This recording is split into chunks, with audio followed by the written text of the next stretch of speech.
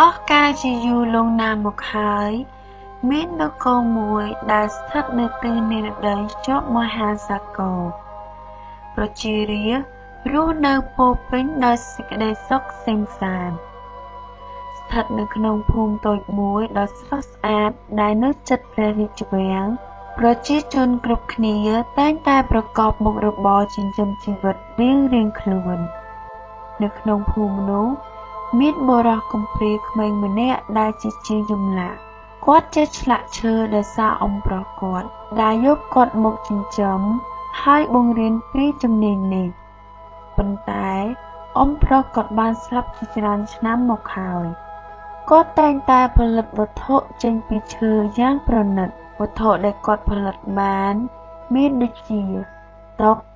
ទូកៅអីទ្វារបង្អួចនិងវត្ថុអនុស្សាវរីយ៍ជាច្រើនទៀតវត្ថុដែលគាត់ធ្វើបានគាត់នឹងយកទៅលក់នៅក្នុងផ្សារក្នុងភូមិគាត់រស់នៅដើម្បីចិញ្ចឹមជីវិតបុរសជាងឈើគាត់គឺជាមនុស្សល្អណាស់អ្នកភូមិស្រឡាញ់ចូលចិត្តគាត់ជាខ្លាំងពីព្រោះគាត់តែងតែជួយអ្នកជិតខាងគាត់ពេលជួបការលំបាកជារៀងរាល់ថ្ងៃគាត់តែងតែដាំដើមឈើស្រោចទឹកវាមិនដែលខាននោះឡើយទោះគាត់យកឈើដែលបាក់រលំឬងាប់ខ្លួនឯងមកឆ្លាក់ក៏ដោយនៅពេលព្រឹកព្រលឹមបុរសជាងឈើបានដើរចូលទៅក្នុងព្រៃដើម្បីរកឈើដែលងាប់មកឆ្លាក់ជាវត្ថុអនុស្សាវរីយ៍ខណៈពេលដែលគាត់កំពុងដើរគាត់ក៏បានឃើញទន្សាយមួយត្រូវថ្មសង្កត់កន្ទុយវាមើលទៅទឹកមុខទន្សាយពិតជាគួរឲ្យអាណិតណាស់ប៉ុន្តែទន្សាយពេលឃើញមនុស្សដើរមករកវាក្នុងចិត្តវាពិតជាមានអារម្មណ៍ភ័យខ្លាចជាខ្លាំងវាគិតថាមនុស្សនឹងធ្វើបាបវាទន្សាយក៏បាននិយាយថាជួយខ្ញុំផងសុំកុំធ្វើបាបខ្ញុំអីណាបងមិនអីទេខ្ញុំមិនធ្វើបាបឯងទេចាំខ្ញុំជួយឯងមើលទៅថ្មនេះធំខ្លាំងណាស់ប្រហែលឯងឈឺណាស់ហើយខណៈពេលដែលបុរសជាងឈើបានលើកថ្មចេញពីវាហើយវាបាននិយាយថាខ្ញុំពិតជាអរគុណបងខ្លាំងណាស់ដែលបានជួយខ្ញុំមិនអីទេខ្ញុំលាសិនហើយឈប់សិនតើមានរឿងអ្វីដោយសារតែបងជាមនុស្សល្អណាស់មិនដែលធ្វើបាបនរណាម្នាក់ឡើយខ្ញុំមានវត្ថុមួយឲ្យទៅបងទុកជាការដឹងគុណដែលបងបានជួយជីវិតខ្ញុំបងយកគ្រាប់ធញ្ញជាតិវីតាមីនមួយគ្រាប់នេះទៅថ្ងៃណាមួយវានឹងជួយបងបានជាមិនខានអរគុណខ្លាំងណាស់ទន្សាយខ្ញុំលាសិនហើយចាលាហើយតែកុំភ្លេចណាគ្រាប់នោះនឹងអាចជួយបងបានបន្ទាប់ពីនិយាយហើយទន្សាយក៏បានប្រែបាត់ពីមុខបុរសជាងឈើគាត់ក៏មានអារម្មណ៍ឆ្ងល់ដែរប៉ុន្តែគាត់គិតថាប្រហែលជាទន្សាយជាសត្វទេពហើយគាត់ក៏បានបន្តដំណើរទៅមុខទៀតដើម្បីរកឈើធ្វើការងាររបស់គាត់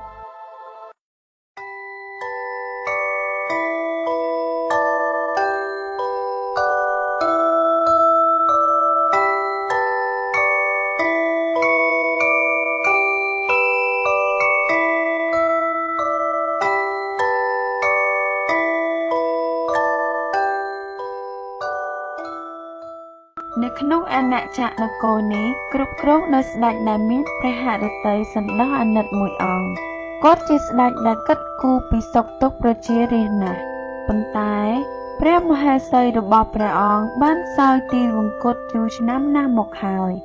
ទ្រង់មានបុត្រីមួយអង្គហើយទ្រង់បានចិញ្ចឹមបីបាច់ថែរក្សាព្រះនាងធំពេញរូបពេញរាងដោយអង្គឯងចំណែកឯព្រះនាងវិញចេះទាំងដេបៈនិងអក្សរសាស្ត្របើនិយាយពីរូបសម្រស់វិញអាចដាច់អស់មួយនគរគ្មានអ្នកណាប្រៀបផ្ទឹមបានឡើយ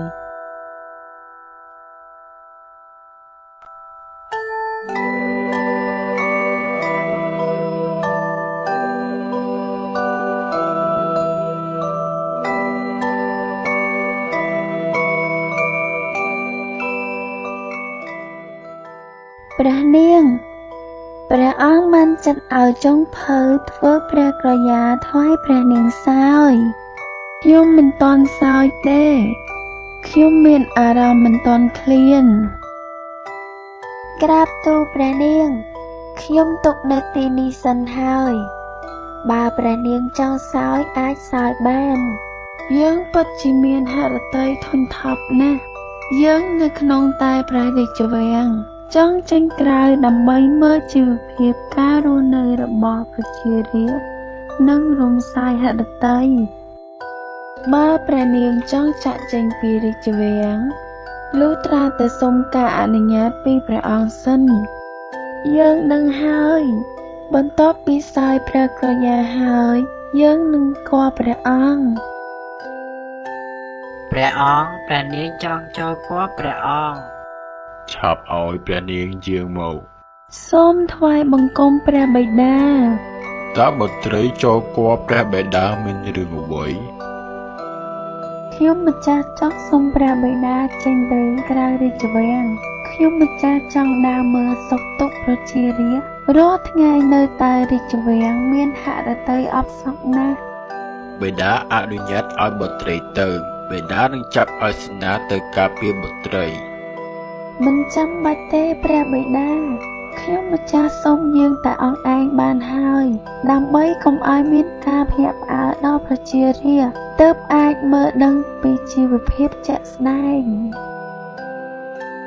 ព្រះអង្គទ្រង់ក៏បានអនុញ្ញាតឲ្យព្រះនាងយាងស្វែងយល់ពីជីវភាពរស់នៅប្រជារាស្ត្រនៅក្នុងភូមិក្បែររាជវាំងព្រះនាងក៏បានរៀបចំព្រះកាយតែងខ្លួនជាប្រជារាស្ត្រសាមញ្ញម្នាក់ក៏បានចាក់ចេញទៅចំណែកឯបុរសជាងឈើម្នាក់នោះក៏បានដើរស្របផ្លូវជាមួយព្រះនាងដើម្បីយករបស់ទៅលក់នៅផ្សារបន្ទាប់មកបុរសជាងឈើក៏បានឃើញព្រះនាងនិយាយជាមួយកុមារតូចម្នាក់សួស្តីក្មេងតូចបងមើលទៅទឹកមុខប្អូនដូចជាមិនសូវស្រួលសោះតើមានរឿងអ្វីខ្ញុំកំពុងធ្វើដំណើរទៅផ្ទះរបស់ខ្ញុំដោយសារតែមេក្តៅពេកធ្វើឲ្យខ្ញុំស្រេកទឹកណាស់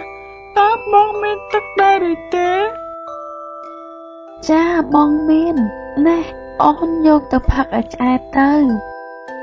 បាទក្មេងតូចម្នាក់នោះក៏បានផឹកទឹកដែលព្រះនាងឲ្យវាផឹកឮសូរក្អឹកក្អឹកមើលទៅពិតជាទំនងឆ្ងាញ់ណាស់អរគុណណាស់បងស្រី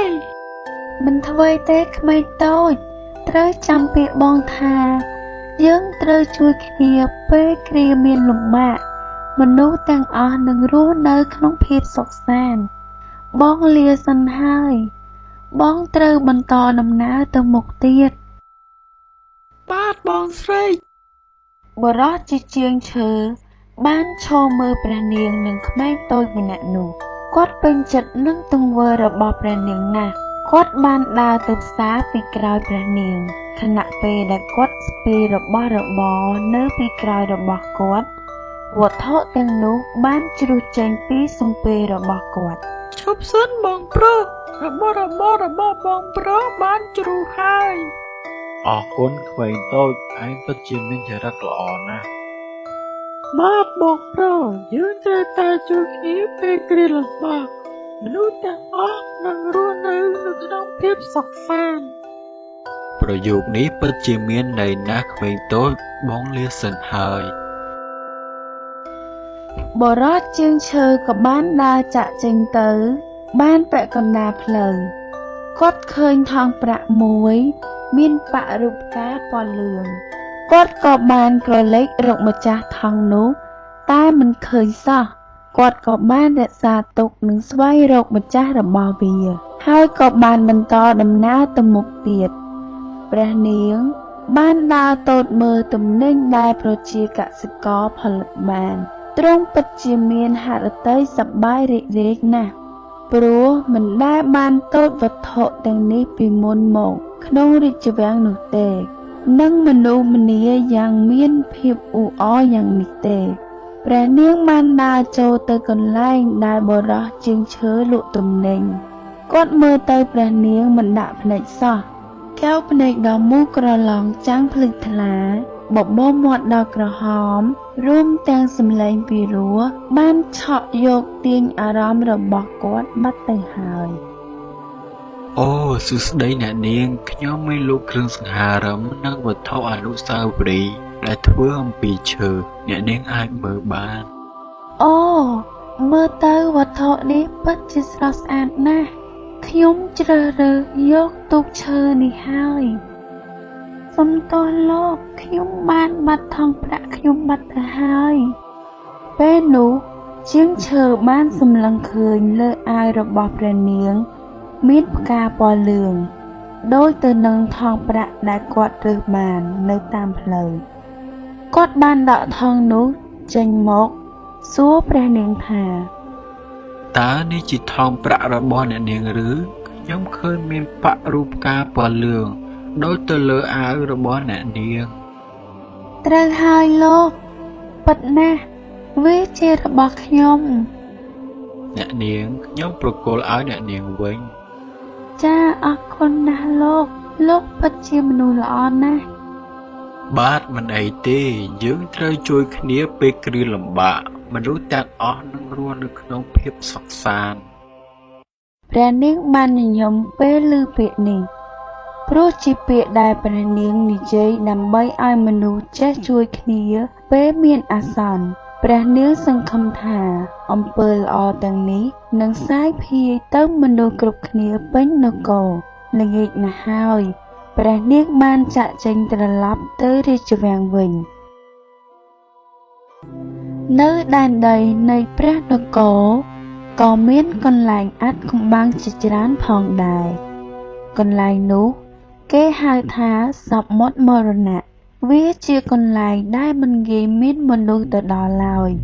សមុទ្រមរណៈជាសមុទ្រដែលទ្រទ្រង់ដោយលំហអាកាសនៅសមុទ្រមរណៈមានកោះមួយ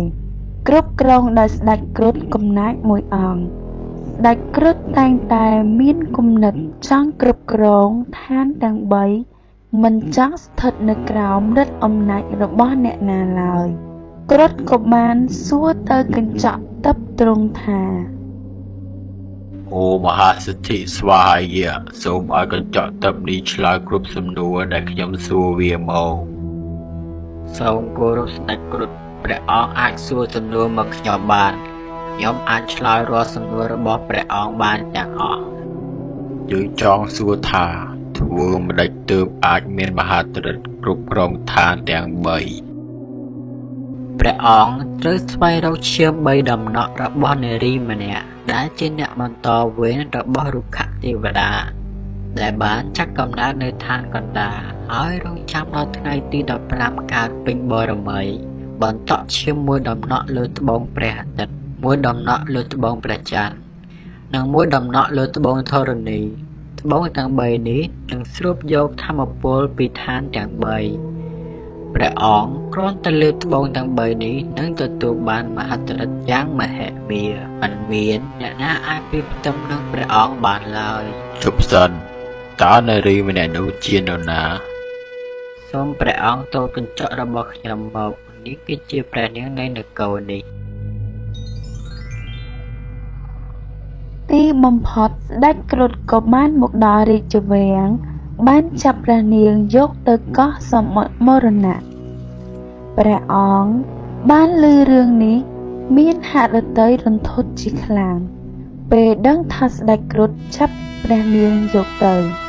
បានបញ្ជាឲ្យសេនាប្រកាសរកអ្នកក្លាហាននាំព្រះនាងពីកោះមរណៈមកវិញបរិះជាងឈើបានឃើញសេចក្តីប្រកាសនេះពិតជាមានអារម្មណ៍ភ្ញាក់ផ្អើលខ្លាំងណាស់ព្រោះតែនារីដែលគាត់បានជួបថ្ងៃមុនគឺជាព្រះនាងនៃព្រះនគរបរិះជើងឈើបានធ្វើដំណើរទៅរាជវាំងក៏ព្រះអង្គថាខ្លួនស្ម័គ្រចិត្តប្រថុយជីវិតនាំព្រះនាងត្រឡប់មកព្រះនគរវិញថ្វាយបង្គំព្រះអង្គខ្ញុំព្រះករុណាមកទីនេះទូលព្រះអង្គថានឹងទៅជួយសង្គ្រោះព្រះនាងពីស្ដេចគ្រុឌកំណាចនោះទោះមានឧបសគ្គធំប៉ុណ្ណាក៏ដោយខ្ញុំសុខចិត្តលះបង់ជីវិត យើងក៏សរសើរអ្នកកំឡោះឯងណាស់ប៉ុន្តែមនុស្សធម្មតាមិនអាចធ្វើដំណើរទៅដល់កោះសមុទ្រមរណៈបានឡើយស្ដេចគ្រុឌពិតជាខ្លាំងអស្ចារ្យណាស់មិនងាយមានអ្នកណាអាចយកឈ្នះបានឡើយតើអ្នកកំឡោះឯងមានវិធីសាស្ត្រអ្វីខ្ញុំប្រកាសណាមានគ្រាប់ធនជាតិវីតាមីននេះមួយគ្រាប់ដែលបានមកពីទន្សាយទេពខ្ញុំនឹងយកគ្រាប់ធនជាតិនេះមកសាកល្បងដាំនិងយកដើមរបស់វាធ្វើជាទូកដើម្បីធ្វើដំណើរទៅកោះសមុទ្រមរណៈពេលដែលជាងឈើយកគ្រាប់ធនជាតិនោះទៅកប់ក្នុងដីបន្ទាប់មកយកទឹកស្រោចពីលើរំពេចនោះគ្រាប់ធនជាតិក៏បានដុះឡើងយ៉ាងលឿនទៅជាដើមឈើដ៏ធំមួយដើមឈើវីតាមីនក៏បានប្រែក្លាយជាទូកមួយយ៉ាងល្អប្រណិតពេលនោះបរិះជាងឈើពិតជាមានអារម្មណ៍សប្បាយចិត្តខ្លាំងណាស់ក៏បានឡើងទូកវីតាមីនក៏បានស្ដាប់បញ្ជាគាត់ក៏នាំគាត់ចាក់ចេញទៅជួយព្រះនាងលុះដល់ថ្ងៃ15កើតពេញបរមីគ្រុឌក៏បានចាប់ផ្ដើមអនុវត្តដោយអ្វីដែលកញ្ចក់វីតាមីនបាននិយាយហេតុអ្វីក៏ចាប់ខ្ញុំមកទីនេះព្រះនាងជួនទៅការឈាមរបស់ព្រះនាងតែ3ដំណក់ទេហេតុអ្វីលោកត្រូវការឈាមរបស់ខ្ញុំមិនអោយទេឆក់ព្រមតាមសម្រួលមកឬចង់ឲ្យយើងប្រើធម៌ក្តៅគ្រុឌក៏បានទាញយកដៃព្រះនាងទៅហើយបន្តក់ឈាមលើត្បូងក៏ចាប់ផ្ដើមបញ្ចេញពន្លឺមហិទ្ធិឫទ្ធិបន្ទាប់មកគ្រុឌក៏បានយកត្បូងនោះហោះចេញទៅក្រៅដើម្បីស្រូបយកថាមពលពីឋានទាំង3ចំណែកឯបុរសជាងឈើបានទៅដល់កន្លែងស្ដេចគ្រុឌនោះក៏ឃើញព្រះនាងដួលសន្លប់ហើយក៏ជួយព្រះនាងនៅពេលដែលពួកគេធ្វើដំណើរត្រឡប់មកវិញទូកវីតាមីនក៏និយាយថា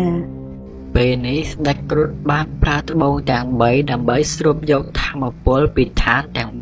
3ហើយឋានទាំង3នឹងវិនាសជាមិនខានតើមានវិធីអ្វីដើម្បីយកឈ្នះស្ដេចគ្រុឌនោះទេពួកយើងមិនងាយយកឈ្នះស្ដេចគ្រុឌនោះបានឡើយប៉ុន្តែអ្វីឆាប់និយាយមក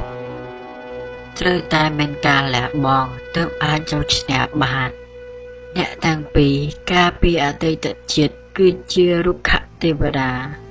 ដោយសារតែមិនទាន់អស់កម្មក៏ត្រូវបានចាត់កំណើតជាមនុស្សសាជាថ្មី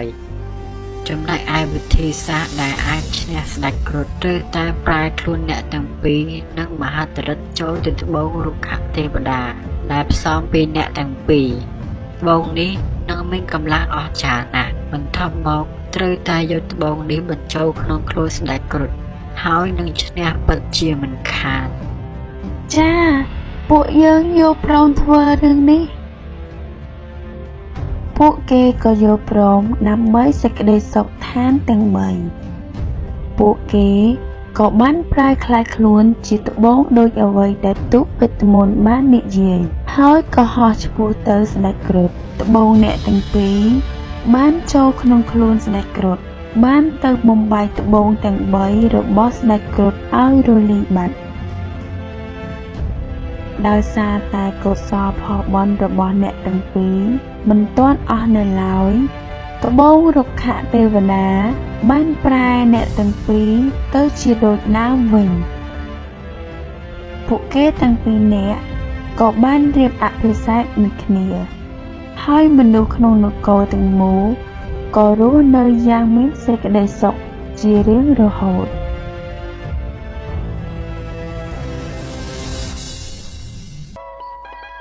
មាននិទានមួយដំណាលថាមានបរិះប្តីប្រពន្ធនឹងកូនស្រីមួយជាអ្នកលំបាកកំសត់ទុរគតរោគព្រឹកបានស៊ីត្រឹមតែព្រឹករោល្ងាចបានស៊ីត្រឹមតែល្ងាចពុំមានទ្រព្យរបស់អំរោះអំរោអ្វីឡើយទើបបរិះប្តីប្រពន្ធនោះគិតថាលំនៅយើងសពថ្ងៃនេះលំបាកណាស់មកយើងទៅរកលោកឯណាមានទ្រព្យសម្បត្តិច្រើនយើងនឹងនៅក្បែរលោកមើលដំណើរលោក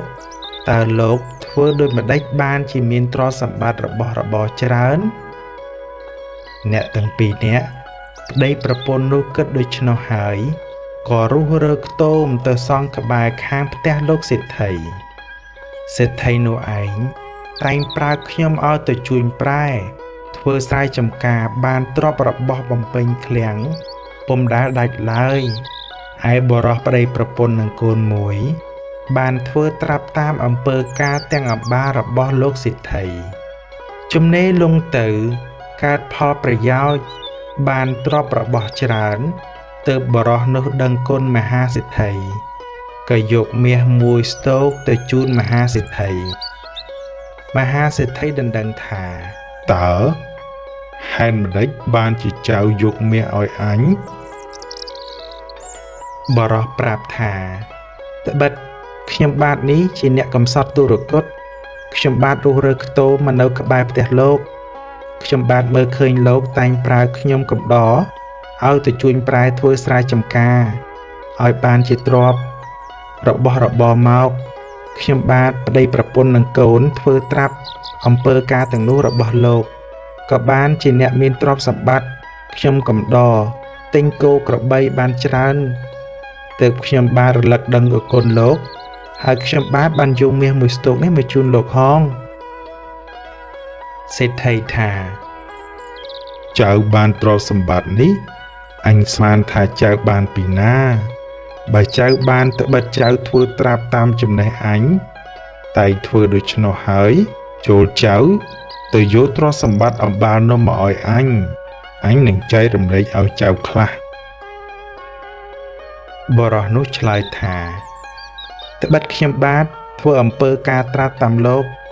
បានទ្រព្យសម្បត្តិរបស់របរអំបាលនោះមកខ្ញុំបាទរលឹកដល់គុណលោកទើបខ្ញុំបាទយកមាសមួយសន្ទុកនេះមកជូនលោកខ្ញុំបាទយល់ថាលោកនឹងយកតែប៉ុណ្ណោះទេ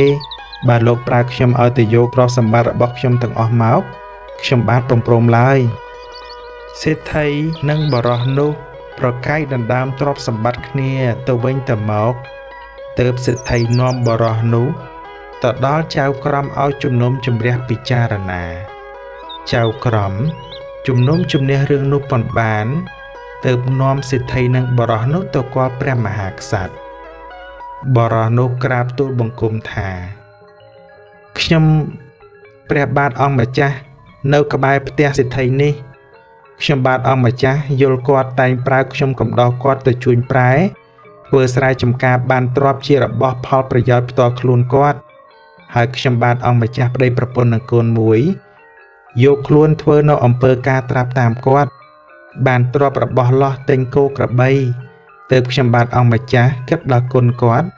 ហើយបានយកមាសមួយស្ទោកទៅជូនគាត់ពុំយកតែមាសមួយស្ទោកនោះឡើយគាត់ប្រើខ្ញុំបាទអង្គម្ចាស់ឲ្យទៅយកទ្រព្យរបស់ខ្ញុំម្ចាស់ទាំងអស់មកឲ្យគាត់ហើយចាំគាត់ចែកជូនវិញខ្ញុំព្រះបាទអង្គម្ចាស់មិនសុខចិត្តឡើយដូច្នេះសូមព្រះអង្គម្ចាស់ជួយគិតពិចារណានិងដោះស្រាយបញ្ហានេះឲ្យខ្ញុំព្រះបាទអង្គម្ចាស់ហងតើព្រះមហាក្សត្រទ្រង់ត្រាស់ដណ្ដឹងទៅសេដ្ឋីថាមនាលព្រះស្ដែងដំណើរព្រះស្ដែងតើដូចម្ដេចសេដ្ឋីក្រាបទូលថាដំណើរការសេចក្តីនៃខ្ញុំព្រះបាទអង្គម្ចាស់នោះដោយពាក្យបរោះក្រាបទូលនោះឯងហងព្រះមហាក្សត្រទ្រង់យល់ថា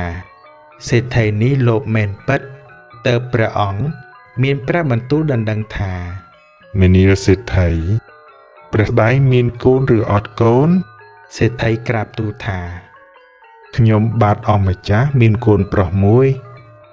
ទើបព្រះអង្គមានព្រះបន្ទូលដណ្ដឹងសួរទៅបរោះវិញថាតើព្រះស្ដែងមានកូនឬអត់កូនបរោះក្រាបទូលថាខ្ញុំព្រះបាទអង្គម្ចាស់មានកូនស្រីមួយព្រះមហាក្សត្រមានព្រះបន្ទូលថាមនាលព្រះស្ដែងទាំងពីរអើយម្លោះហើយកុំខឹងនឹងគ្នាទៅវិញទៅមកអញឲ្យព្រះស្ដែងទាំងពីរចងពន្ធនឹងគ្នាឲ្យកូនប្រុសសេដ្ឋីនិងកូនស្រីអ្នកជាប្តីប្រពន្ធនឹងគ្នាទៅដើម្បីឲ្យទ្រព្យសម្បត្តិរបស់ព្រះស្ដែងទាំងពីរអ្នកនឹងមូលទៅលើកូននោះឯងសេដ្ឋី និងបរោះនោះស្ដាប់ព្រះបន្ទូលដូច្នោះហើយចូលចិត្តក៏ក្រាបថ្វាយបង្គំលាព្រះមហាក្សត្រទៅកាន់លំនៅឋានអាត្មារិះរោគប្រដាប់ការកូនទាំងពីរសម្រេចដោយប្រកាសអំបាននោះឯងហងរឿងបរោះកំសត់សង់ខ្ទមក្បែរផ្ទះសិទ្ធិធ្វើត្រាប់តាមសិទ្ធិសន្មតថាចប់តែប៉ុណ្ណេះសូមបងប្អូនទាំងឡាយ